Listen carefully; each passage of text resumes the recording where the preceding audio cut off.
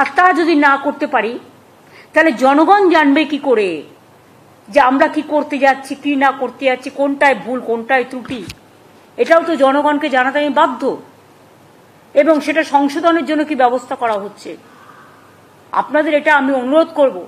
আমি জানি কোনো কোনো চ্যানেল আমার একদম 100% এগেনস্ট, তারা একটাও পজিটিভ দেবেন না, টোটালটাই নেগেটিভ আর নেগেটিভ করবেন।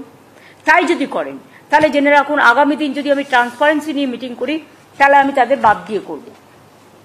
পরে আপনারা নিউজ কালেকশন করে নেবেন, কারণ আমি এটুকু কোঅপারেশন তো আপনার কাছ থেকে আশা করতে পারি। এখানে যারা আমরা বসে আছি প্রত্যেকে আমরা দায়িত্বপূর্ণ লোক, প্রত্যেকে দায়িত্বপূর্ণ অফিসার, প্রত্যেকে দায়িত্বপূর্ণ মিনিস্টার, হেজিবিজি কেউ নেই।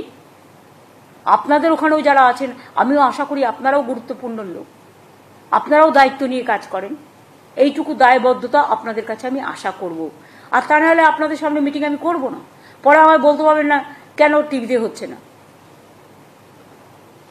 কেন আমাদের সামনে হচ্ছে না, লাইভ স্পিকিং কেন হচ্ছে না।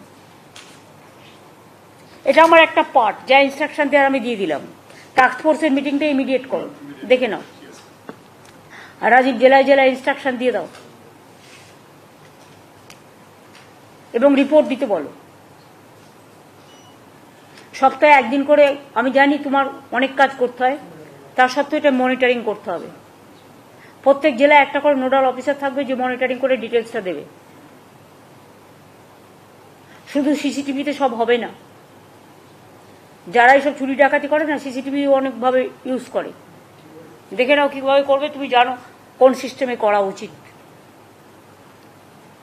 ডিবিটির টাকা নিয়ে ট্যাবে 2 কোটি ছেলে মেয়েদের আমরা ট্যাব দিয়েছি, তার মধ্যে 1600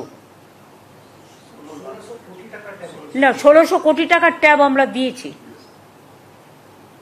তার মধ্যে 1900 সামথিং 2 কোটি টাকার মতো ওই জামতারা গ্রুপ আছে, আপনারা জানেন তাই তো।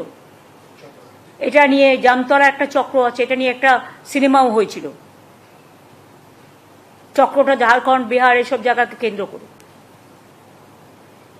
বিভিন্ন পলিটিক্যাল পার্টির শেল্টারে থেকে তারা আসছে, বিভিন্ন মলে এসে আড্ডা মারছে, ব্লুপ্রিন্ট তৈরি করছে, অপারেশন করছে, কোথাও না কোথাও গেস্ট হাউসে ভাড়া নিয়ে নিচ্ছে, অনেক সময় সাংবাদিকদের সাথেও মিশছে, রাজনৈতিক দলের লোকেদের সাথেও মিশছে।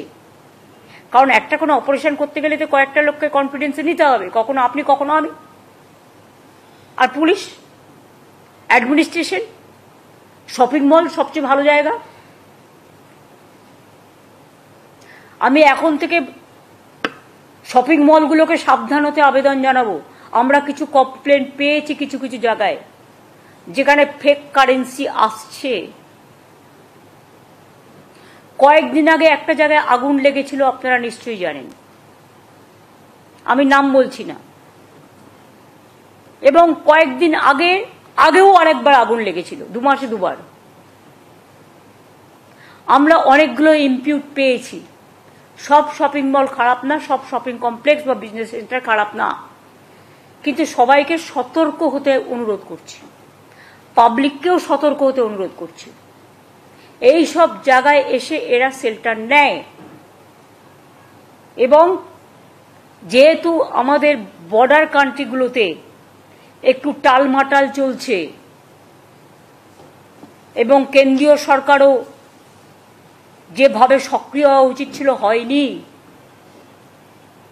আমি এ নিয়ে এক্সটার্নাল অ্যাফেয়ার্স পলিসি নিয়ে কোনো কথা বলি না বলে আজকেও বলবো না, কিন্তু আমাদের পুলিশকে আমি যেটা বলবো ওদেরও অ্যালার্ট করতে, কারণ বর্ডার আমাদের হাতে নেই, বর্ডার কিন্তু সেন্ট্রাল গভর্নমেন্টের আন্ডারে।